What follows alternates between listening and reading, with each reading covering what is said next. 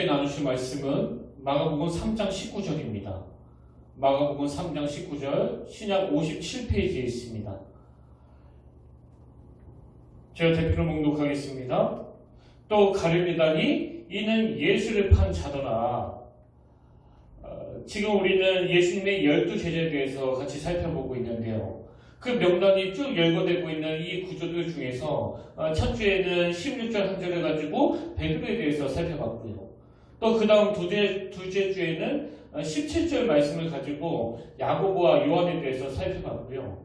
그리고 지난주에는 18절 말씀을 가지고 거기 나오는 여러 제자들 명단 중에서 안드레에 대해서 살펴봤습니다. 이제 오늘은 예수님의 12제자 마지막 부분인데요. 마지막 19절 말씀을 중심으로 이 가룟유다에 대해서 살펴보려고 합니다. 사실 이 장과 절의 구분은 그 저자인 마가가 한 게 아니고 후대에서 이제 편의상 이렇게 구분해 놓은 거지만 이 절 따라 의미를 부여하면서 말씀을 나누다 보니까 또 거기에 참 많은 은혜가 임하는 것을 경험하게 됩니다. 그래서 오늘은 19절 한 절을 가지고 함께 은혜를 나누려고 하는데요. 자, 19절에 보십시오. 또 가룟유다니 이는 예수를 판 자더라. 저는 이 19절을 읽다가 그 중학교 때 영어 수업 시간이 불쑥 생각나는데요. 제가 몇 학년 때인지는 정확하게 기억은 안 나지만 그때 영어 선생님이 이제 이 두 단어, 이 페이머스라는 단어하고 또 노토리어스라는 단어를 비교하시면서 그 공통점과 차이점을 설명하시는 겁니다. 이 페이머스는 긍정적인 차원에서 유명하다 이런 뜻을 가진 단어고 또 노토리어스는 똑같이 그 유명하게 알려진 걸 설명하는 단어지만 이 단어는 그 부정적인 차원에서 악명이 높다 이런 뜻으로 쓰인 단어다. 제가 그때 어린 마음에 그런 수업을 들으면서 적어도 나는 이 노토리어스, 이 악명 높은 인생이 되지 말아야 되겠다 그런 걸 다짐했던 기억이 떠올라서 제가 미소가 저절로 지어졌는데요. 여러분 제가 왜 이 19절을 읽으면서 이 단어가 떠올랐을까요? 바로 가룟유다는 2000년이 지난 지금까지도 늘 그 이름 다음에 꼬리표처럼 따라붙는 게 바로 이 노토리어스 아닙니까? 또 가룟유다니 이는 예수를 판 자더라. 이런 수치와 불명예를 꼬리표처럼 달고 다니는 인물이 가룟유다인데요. 사실 저는 이 가룟유다에 대해서 복잡하게 생각하지 않습니다. 누가 저보고 목사님 이 가룟유다를 한마디로 딱 정의해 주세요 그러면 저는 이렇게 이야기할 수 있을 것 같아요. 가룟유다는 성장이 멈춰버린 사람. 그리고 이거를 두 마디로 늘리면 성장이 멈춰버려 미숙했던 사람. 이렇게 늘려서 설명할 수 있고요. 조금 더 늘리자면 성장이 멈춰 미숙했기 때문에 마귀에게 그 생각을 빼앗긴 사람. 그리고 여기서 조금 더 늘려가지고 네 마디로 말하면 성장이 멈춰 미숙했던 그가 마귀에게 마음이 뺏겨 예수님을 팔아버린 사람. 이렇게 요약하면 딱 맞을 것 같아요. 그래서 여러분 이 가룟유다는요 나쁜 사람이기도 하지만 더 결정적으로 이 사람의 특징은 미숙했던 사람입니다. 그래서 저는 이 가룟유다 하면 딱 떠오르는 성경 구절이 에베소서 4장 14절 이는 우리가 이제부터 어린아이가 되지 아니하여 사람의 속임수와 간사한 유혹에 빠져 온갖 교훈의 풍조에 밀려 요동하지 않게 하려 합니다. 가룟유다는 어린애처럼 미성숙했기 때문에 그 마귀의 유혹에 넘어가 버린 거 아닙니까? 그런가 하면 가룟유다 하면 또 떠오르는 성경 구절이 하나 더 있는데 아마 여러분도 다 떠올렸을 것 같아요. 잠언 4장 23절 모든 지킬 만한 것 중에 더욱 내 마음을 지키라 생명의 근원이 이에서 남이니라. 여러분 왜 가룟유다 하면 이 구절이 떠오를까요? 잘 아시는 요한복음 13장 2절 마귀가 벌써 시몬의 아들 가룟유다의 마음에 예수를 팔려는 생각을 넣었더라. 제가 이런 말씀들을 쭉 정리를 하다가 보니까 사실 여러분 우리가 이 세상을 살아가면서 얼마나 유혹이 많습니까? 그렇기 때문에 저는 정말 우리가 이 가룟유다처럼 유혹에 쉽게 넘어가지 않기 위해서 유혹당하지 않을 만큼의 그 성장과 성숙이 필요하다 그런 생각을 하게 되는데요. 그러면 이런 질문이 가능한 거 아니겠습니까? 그럼 가룟유다는 어쩌다가 이렇게 성장이 멈춰버렸나? 어쩌다가 성장이 멈춰서 이렇게 미성숙한 상태에 빠지게 되었나? 저는 이게 굉장히 중요한 질문이라고 생각합니다. 그래서 오늘은 먼저 이 가룟유다의 성장이 멈추게 한 요인들을 함께 나누기를 원하는데요. 제가 쭉 정리를 해보니까 한 3가지로 정리가 되더라고요. 첫 번째로 가룟유다는 어쩌다가 성장이 멈추게 되었나? 그건 가룟유다가 자기가 설정했던 이 낮은 단계 꿈에 집착했기 때문입니다. 그 레플리 플린이라는 분이 쓴 그 12제자 이 책에 보면은 가룟유다가 예수님을 배신한 그 2가지 이유를 설명하는데요. 그 첫 번째 이유가 뭐냐? 그는 예수님에 대해서 시간이 갈수록 점점 더 환멸을 느끼고 있었다는 거예요. 그리고 그 환멸이 결국은 예수님을 팔아버린 그 원인을 제공했고, 예수님을 배신한 그 2번째 이유가 뭐냐? 그건 가룟유다 내면에 있는 탐욕 때문에, 탐심 때문이라는 겁니다. 저는 이 2가지 분석 중에 그 첫 번째 분석, 가룟유다가 예수님에 대해서 느꼈던 그 환멸이라는 감정이 결국 예수님을 배신한 원인을 제공했다는 이 분석을 보면서, 아니 왜 가룟유다는 그 존귀하신 주님에 대해서 시간이 갈수록 점점 더 불신과 환멸을 느끼게 되었을까? 제가 생각해 보니까 답이 딱 나오는 거 아닙니까? 여러분, 가룟유다는요, 자기 생각의 틀이 너무나 확고했기 때문이에요. 지금 가룟유다는 자기 민족 이스라엘이 그 로마의 압제로 막 신음하는 상황이다 보니까 그에게 무슨 꿈이 있었습니까? 자기가 보니까 이 예수라는 분이 그 고통 속에 있는 자기 민족을 이 로마로부터 구원해내, 로마의 압제로부터 해방시켜줄 그런 지도자로 생각했기 때문에 꿈을 가지고 따랐는데 주님이 시간이 갈수록 실망이 되는 거예요. 이제 그 로마에 대항하려면 군사를 모으고 힘을 모으고 또 아무도 범접하기 어려운 그런 카리스마를 가지고 막 강하게 말씀하셔야 되는데 원수를 사랑해라. 계속 주님은 그 약한 말씀만, 그 실망스러운 말씀만 하시는 겁니다. 그러니까 가룟유다가 이래가지고 그 강한 로마를 어떻게 상대하고 싸울 수 있느냐고. 그리고 더 결정적으로 그 오병이어의 기적을 경험한 군중들이 막 흥분해가지고 예수를 왕으로 삼겠다고 열광할 때 얼마나 나약한 예수님인지 슬그머니 빠져나가가지고 산으로 가서 기도하고 계시는 이게 도무지 마음에 안 드는 거예요.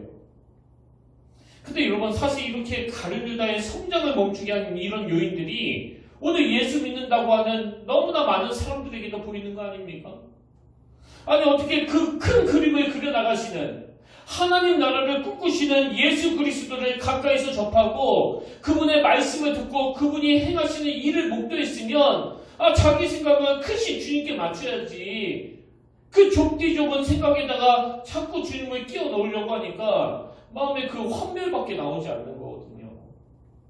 사실 여러분, 가룟유다가 자기 민족의 해방에 대한 꿈을 꾼다, 이게 어떻게 나쁜 거예요?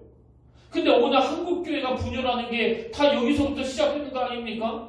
아니 어떻게 한 하나님을 믿는데 이렇게 생각이 다 다를 수 있느냐고.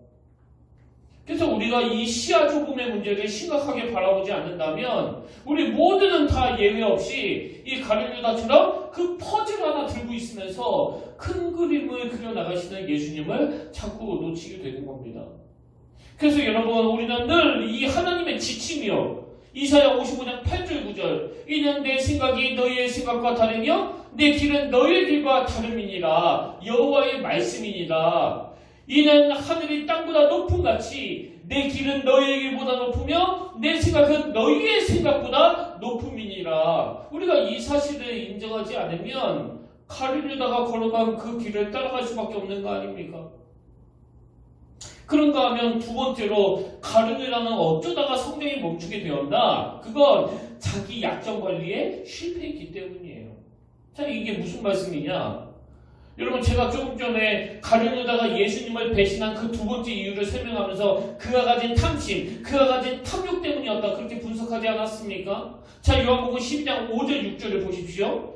이 향유를 어찌하여 300데나리온에 팔아 가난한 자들에게 주지 아니하였느냐 하니, 이렇게 말하면 가난한 자들을 생각함이 아니요 그는 도둑이라, 돈깨를 맞고 거기 넣은 것을 훔쳐가미로라. 이 가룟유다는 제자들의 재정을 관리하고 또 책임지는 그런 역할을 맡았는데, 이 사람은 그 돈에 약한 거예요.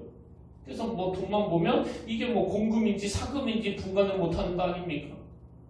제가 몇 주 전에 예수님은 강점으로 일하시고 그 사람의 약점을 보완해 주신다, 다듬어 주신다. 그게 예수님의 특징이라고 말씀을 드렸는데, 여러분, 마귀는요, 그 인간의 약점을 후벼파면서 그 약점으로 무너뜨리는 존재라는 걸 절대 잊으시면 안 됩니다. 그래서 이 둘 중에 하나예요. 주님을 힘입어 성장하시든지 아니면 그것 때문에 무너지시든지.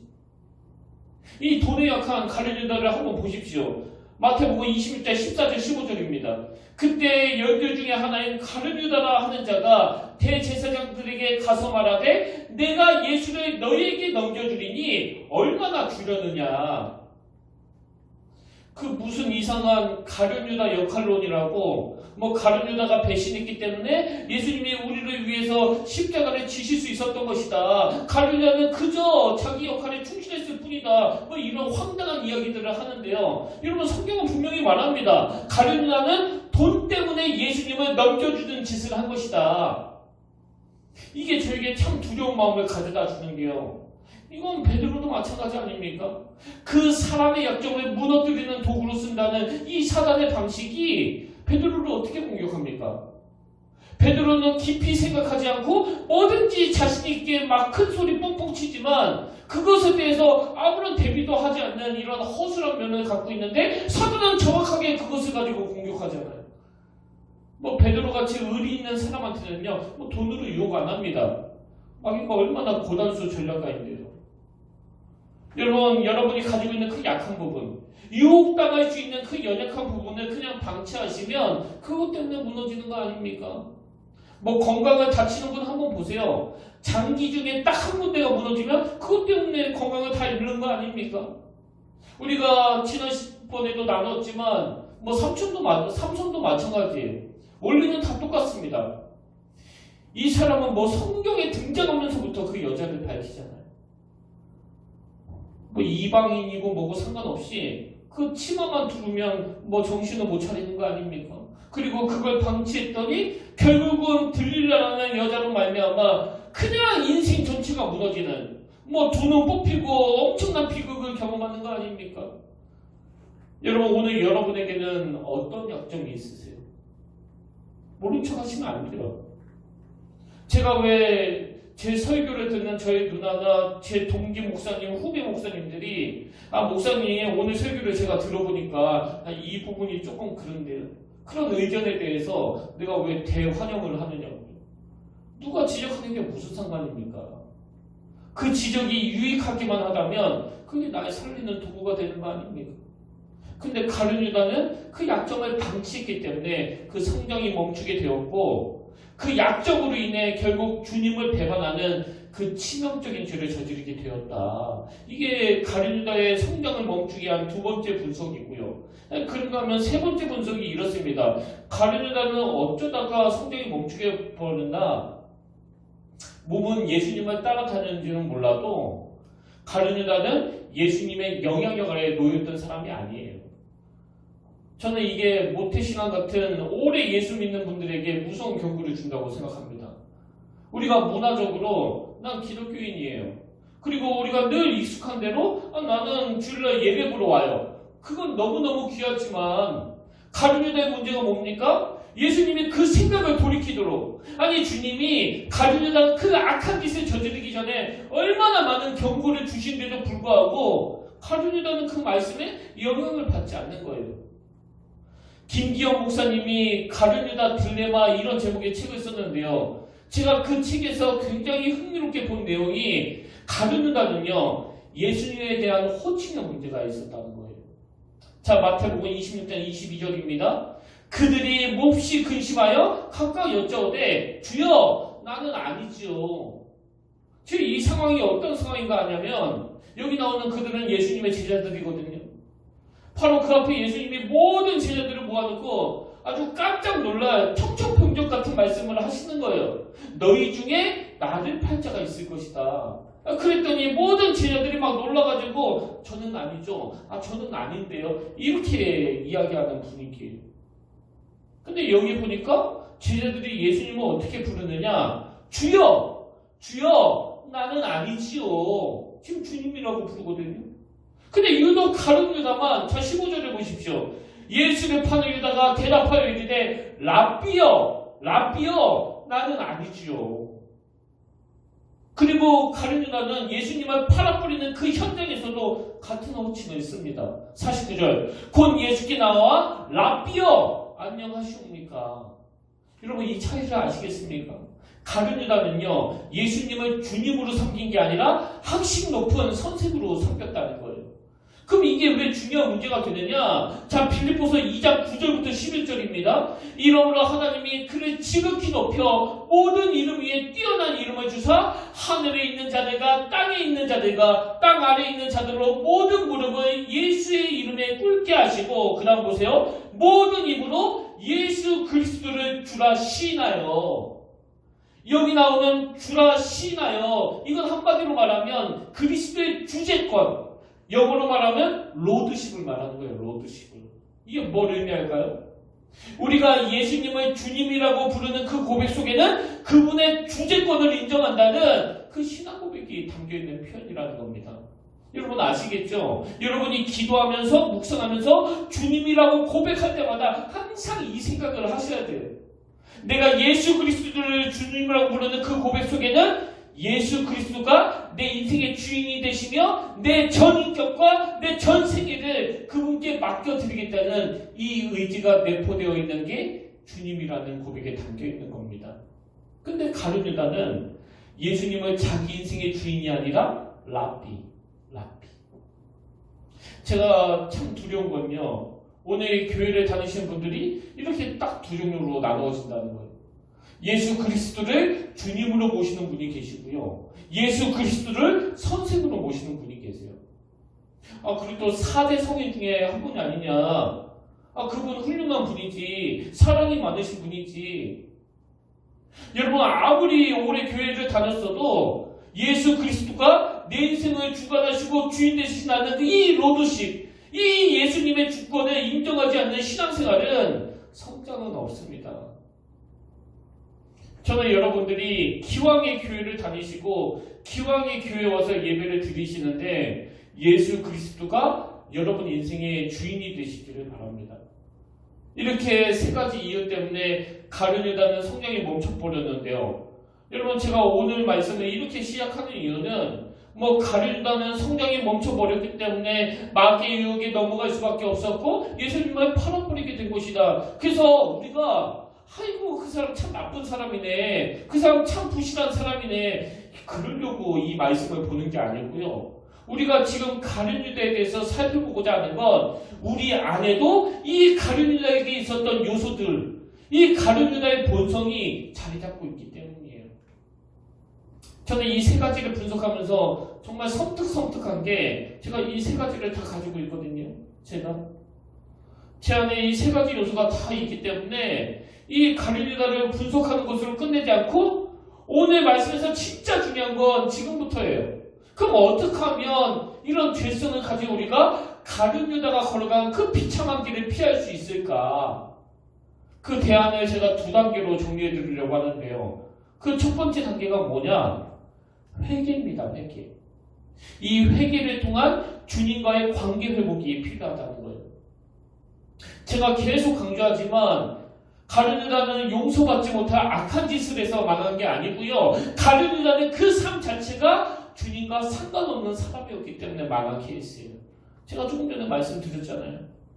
예수님은 가룟 유다가 이런 짓을 저지르기 전에 수없이 많은 경우를 통해서 돌이키기를 원하셨는데 가룟 유다는 예수님의 말씀에 영향을 받는 사람이 아니에요. 그리고 더 치명적인 건 뭐냐? 그 경고를 무시해서 결국은 어리석게도 그 주님을 팔아버리는 자리에 빠졌는데 성경에서 이 가룟 유다가 수습하는 걸 한번 보세요. 수습하는 걸.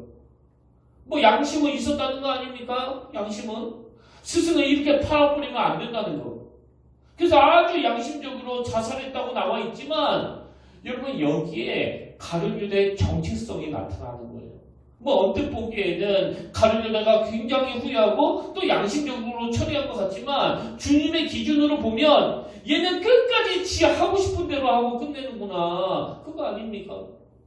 끝까지 나와 상관없이 지 멋대로, 지 생각대로 수습하는구나. 이게 베드로와 결정적인 차이 아닙니까? 그 박순영 목사님이 그리스도 예수의 마음을 품으라 이런 책을 썼는데 거기 보니까 이 베드로와 가룟 유다의 결정적인 차이를 너무 잘 설명했더라고요. 한번 들어보십시오. 베드로는 예수님을 3번이나 저주하고 부인했지만 결국 회개하여 주님께 돌이켰습니다. 하지만 가룟 유다는 자신의 잘못을 후회하는 데 그쳤습니다. 유다는 진정한 회개를 하는 것이 훨씬 더 어려웠던 반면 베드로는 죄된 상태에서 돌이키지 않는 것이 더 힘들었던 것입니다. 이 차이를 다시 한번 잘 들어보세요. 가룟 유다는 진정한 회개를 하는 것이 훨씬 더 어려웠고 베드로는 회개하지 않는 것, 그 죄된 상태에서 돌이키지 않는 게 더 힘들었다. 그러면서 그 이유를 이렇게 설명했습니다. 이처럼 그리스도의 몸된 교회에 속한 지체들은 회개하지 않는 것이 더 어렵습니다. 왜냐하니까 그들에게는 거룩한 영, 곧 성령 하나님이 함께 하시기 때문입니다. 저는 이 설명이 너무나 정확한 설명이라고 생각해요. 여러분, 회개가 뭘 의미하는지 아십니까? 회개는요, 내가 예수님과 상관이 있다는 걸 말해주는 도구고요. 회개는요, 내 안에 성령님이 계시다는 것을 증명하는 도구예요. 가룟 유다는 그 악한 행위로 망한 게 아니라 우리식으로 말하자면 그 안에 성령이 계시지 않아요. 우리식으로 말하자면 그냥 후회하는 거예요. 후회. 여러분도 아시지만 사도행전 2장에 보면 베드로가 설교 한 번으로 막 3,000명을 회개시키는 그런 놀라운 역사가 일어나지 않았습니까?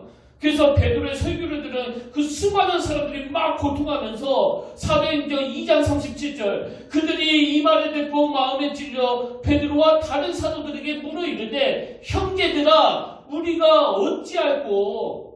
수많은 사람들에게서 이런 탄식이 막 나오니까 베드로가 그들에게 뭘 요구하느냐. 38절 베드로가 이르되 너희가 회개하여.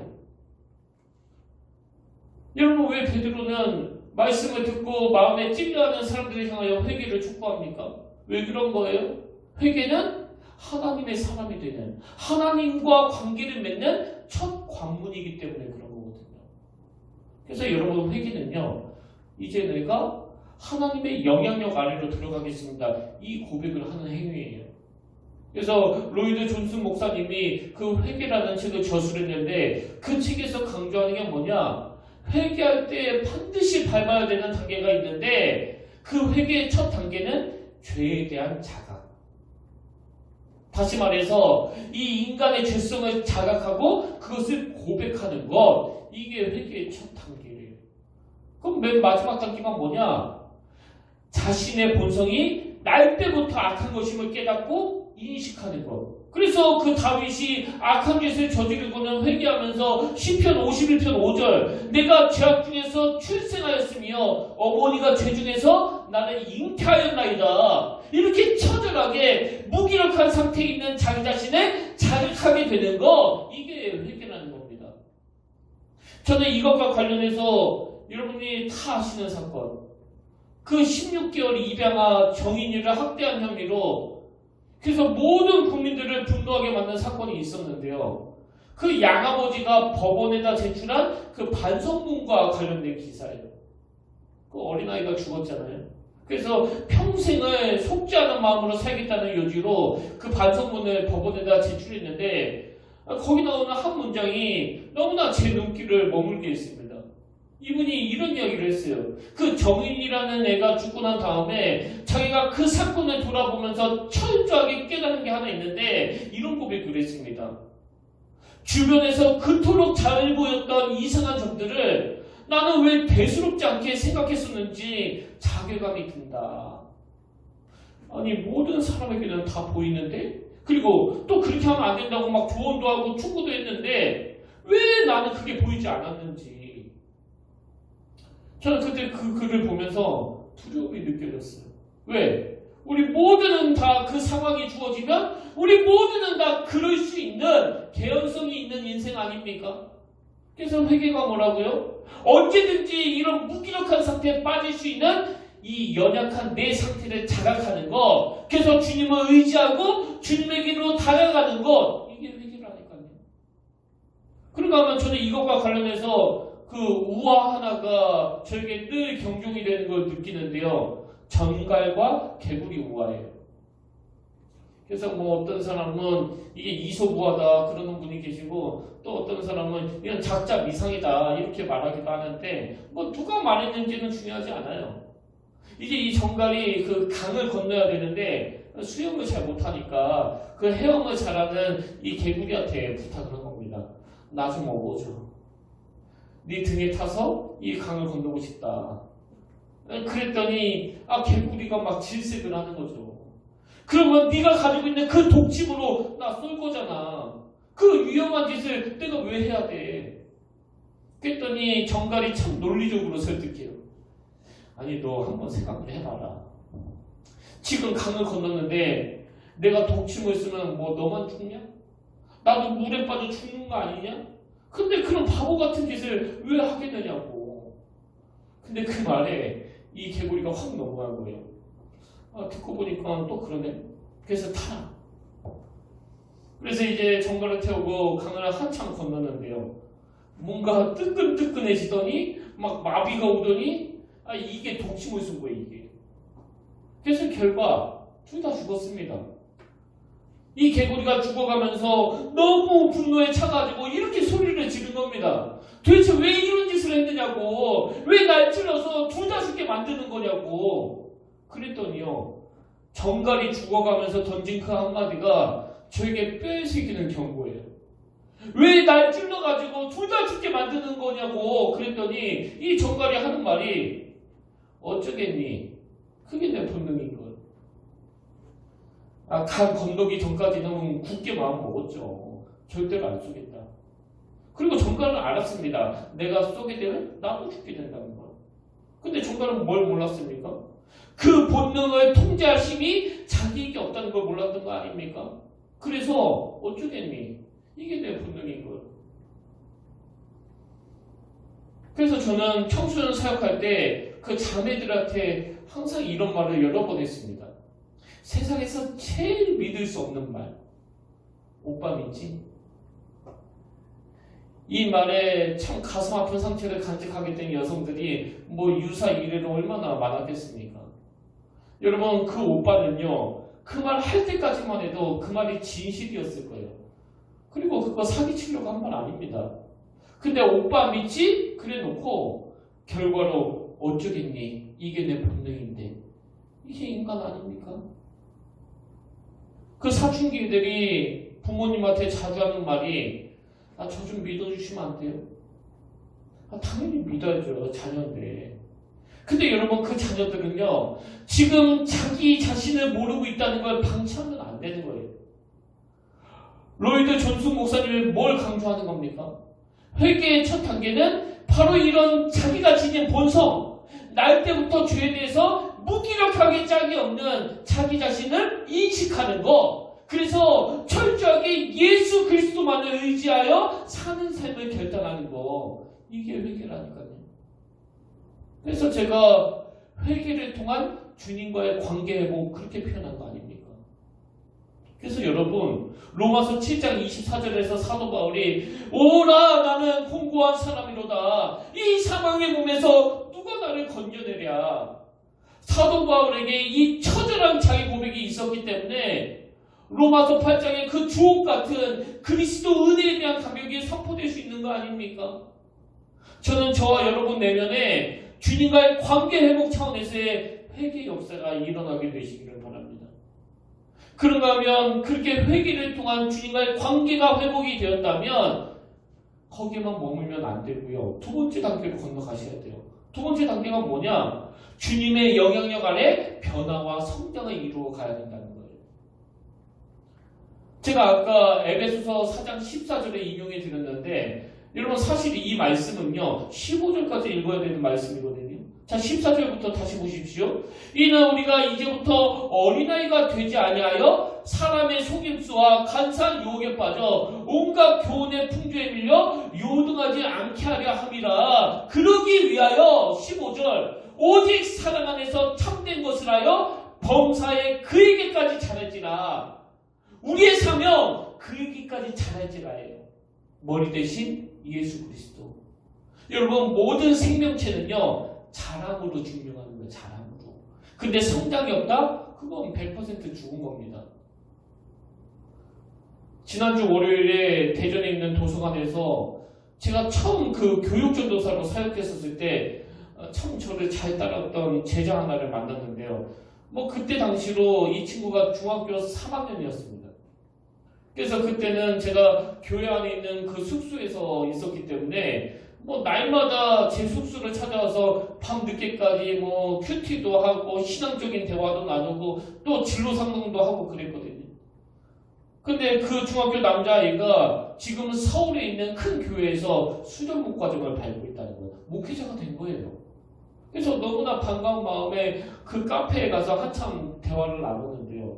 대화를 나누다가 보니까 이 친구가 안 본 사이에 굉장히 크게 성장했더라고요.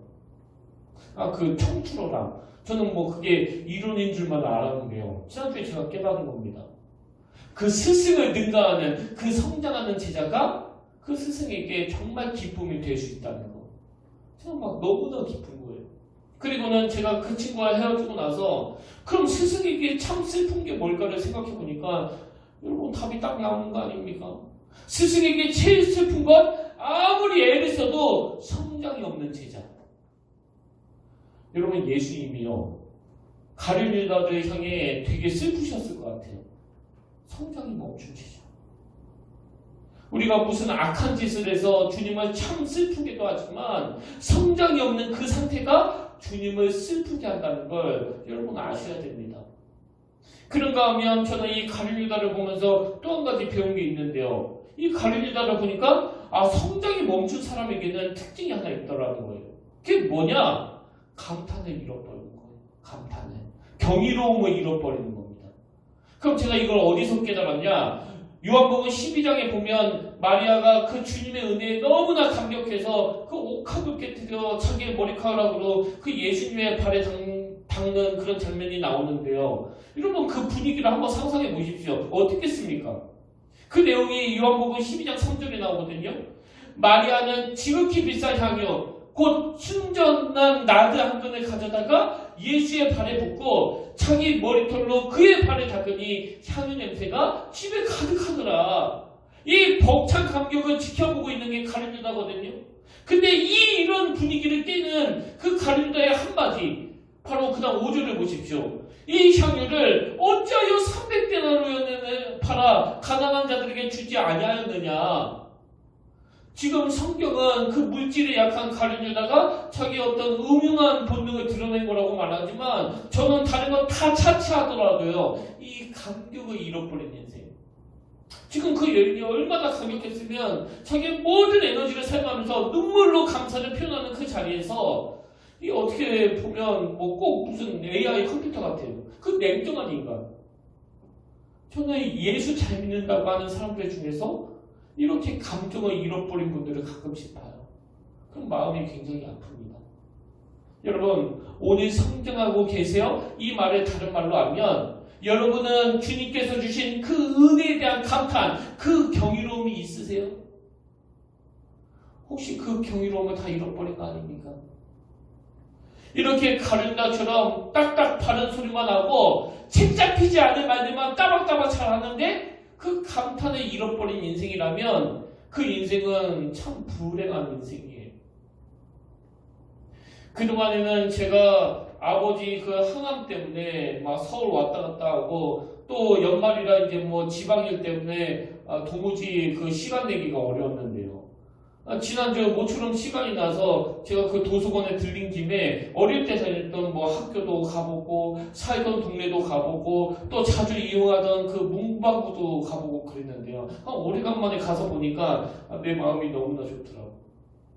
그리고 다시 이제 평택으로 가려고 그 고속도로 쪽으로 가는데요. 일부러 간 것도 아닌데 제가 깜짝 놀랐던 게 제가 어릴 때 다녔던 교회 십자가가 보이는 겁니다. 제가 어릴 때 다녔던 교회의 원래 모습은요, 그 선전 건축을 못해가지고 오랫동안 그 작은 그 조립식 건물에서 다 같이 모여서 예배를 드렸었는데요. 그러다 보니까 뭐 여름에는 너무나 덥고 또 겨울에는 너무나 추웠거든요.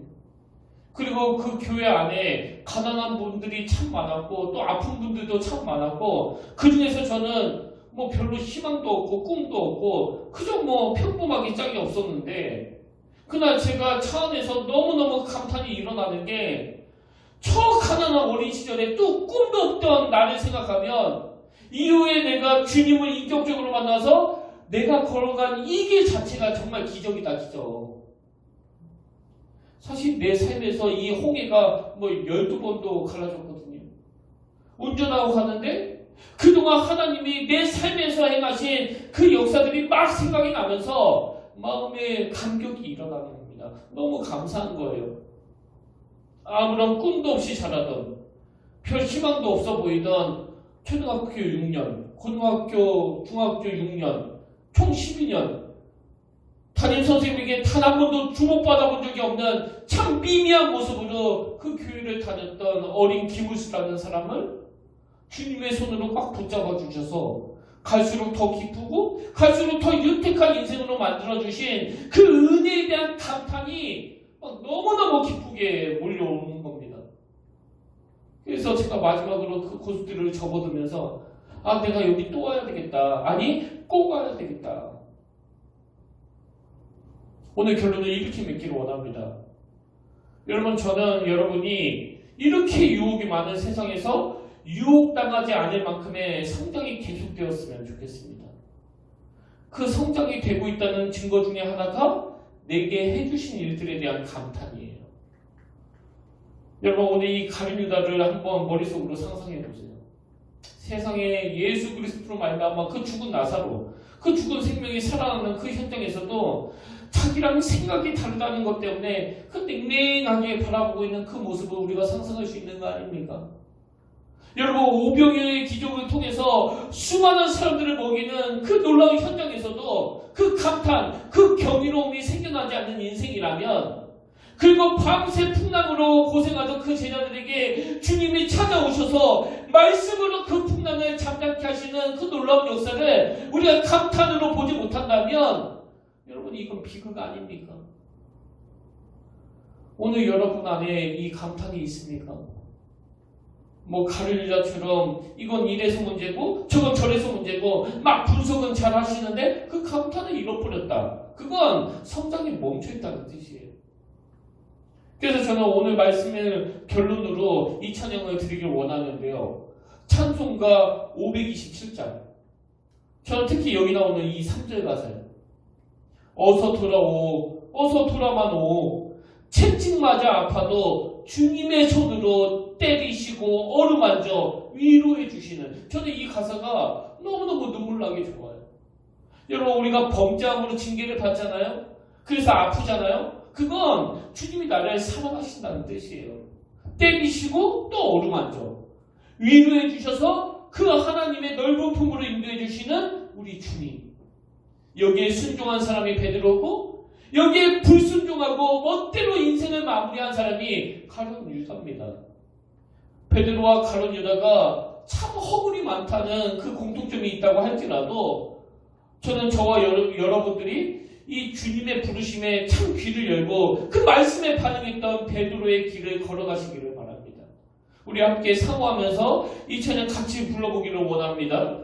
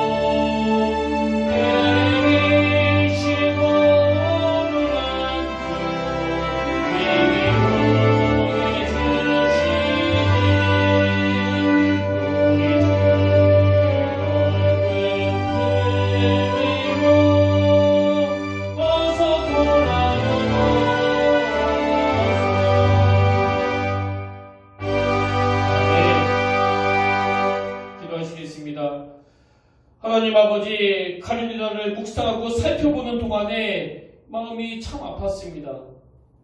이 부족한 중 내면에 여전히 내 생각이 꽉 차 있습니다. 오늘 제 모습이 가룟유다의 모습과 같은 것을 발견하고 참 회개의 자리로 나가오니 주여 용서하여 주시옵소서. 그렇게 많은 경고를 주시며 돌이키기를 원하셨지만 가룟유다는 그 말씀의 영향을 받지 못하고 심지어는 주님을 팔아버린 그런 치명적인 죄를 저지른 이후에도 그 알량한 양심을 가지고 자기 방식대로 끝까지 자기 생각대로 문제를 풀어나갔던 가룟유다가 오늘 우리의 모습이 아니기를 간절히 바라고 또 바랍니다. 하나님, 비록 똑같이 참 부끄러운 자리에 빠졌지만 여전히 저는 주님을 사랑합니다. 그렇게 눈물로 고백했던 베드로가 걸어간 그 길을 하나님 우리도 따라갈 수 있도록 도와주시고 내 행위의 완전함을 자랑하는 신앙생활이 아니라 나에게도 정갈이 가진 그 본능이 여전히 꿈틀거리고 있음을 인식하면서 철저하게 십자가 지신 주님을 의지하는 그런 신앙생활로 나아가도록 인도하여 주시옵소서. 이번 한 주간 바로 그 은혜의 길로 나아가는 그 기쁨을 누리는 귀하고 복된 한 주간이 되도록 인도하여 주시옵소서. 이제는 우리 주 예수 그리스도의 은혜와 하나님 아버지의 타없는 사랑과 성령님의 감동, 감화, 위로 교통 충만하심의 역사가 오늘 주신 말씀 마음에 담고 가룟유다의 길이 아니라 비록 부족했지만 실수했지만 죄를 지었지만 더 주님을 의지하며 회복의 길로 나갔던 그 베드로가 걸어간 길로 나아가기로 다짐하며 예배하는 모든 주의 자녀들 머리 위에 지금부터 영원토록 함께 하시기를 간절히 축원하옵나이다.